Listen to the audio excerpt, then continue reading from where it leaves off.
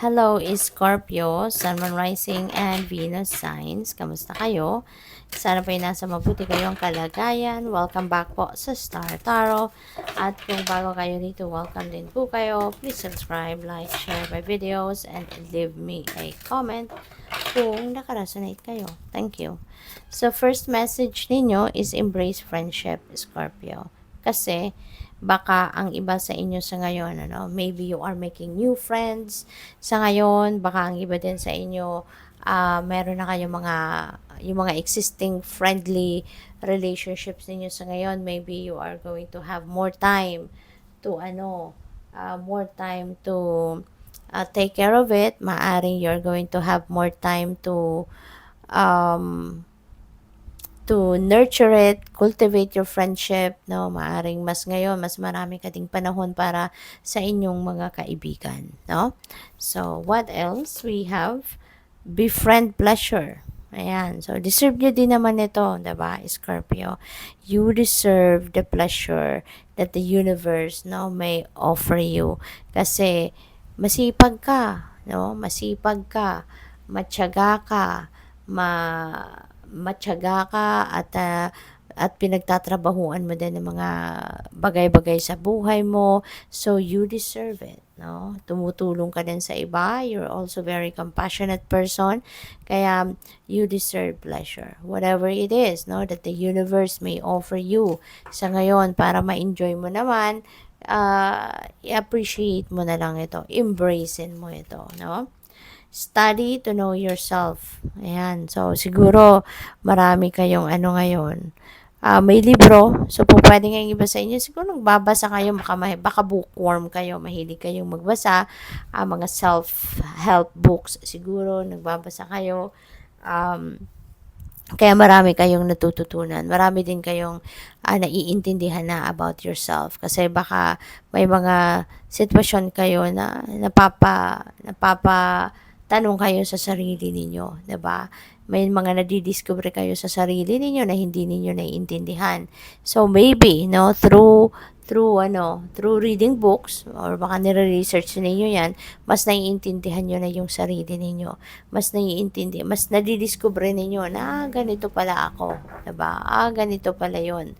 Yung mga ganon. So, mas malalim na siguro ngayon ang inyong pag-iintindi about yourself and about human psyche, no? In general. Kaya, good luck sa'yo. And congrats kasi nag-e-effort talaga kayong matutunan ninyo, no? Yung mga bagay na ito na maaring nagpapagulo sa isip ninyo. We have look up, look forward, welcome new developments for positive change, okay? So, meron dito mga bagong kaganapan na maaaring dumating, maaaring mangyari, and that is going to bring forth positive changes in your life.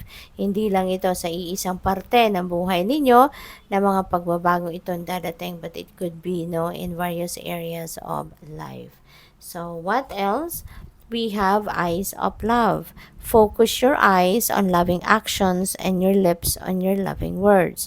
So, diba? Napakaganda nito kasi maybe ngayon you will be seeing um, uh, things, people, situations, no, life itself, in the eyes of love. Kaya napakaganda kung ano yung mga gagawin ninyo sa buhay sa ngayon, you are always going to consider doing things, no, in the eyes of love. Kaya napakaganda. So, what else? We have power of angels. May your angels protect you, guide you, and keep you safe. Alright?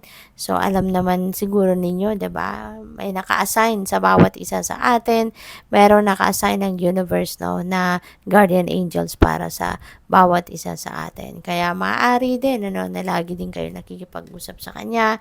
Lagi mong kinakausap ang inyong guardian angel. Lagi mong dinadasalan, nakikipag-usap ka in prayer na nandiyan siya lagi, no? That angel, your angel is always there for you to guide you, to protect you, to guard you, diba? To defend you and to keep you safe. Kaya lagi din tayo magpapasalamat sa ating mga guardian angels. We have Midas star, luck is on your side. Okay? Yung swerte ay nasa inyong tabi sa ngayon nasa inyong horizon. Kaya napaka-powerful ninyo, no? You are on the higher energetic frequency ngayon of manifestation, na kung ano man yung minimithi ninyo, ano man yung gusto ninyong mangyari sa buhay mo, at sisikapan mo yan, pinagtatrabahuan mo yan, you are going to make that happen in your life. Habang ang swerte ay narito sa horizon ninyo, maybe now is the best time to execute kung ano man yung mga plano ninyo para magtuloy-tuloy, no? At yan ay makita mo na sa inyong 3D reality. So we also have your calling. Your life's purpose is like an awakening to put your gifts and talents to good use and enjoy the journey of life. So, maaari na sa ngayon, you are being invited now. You are being called now to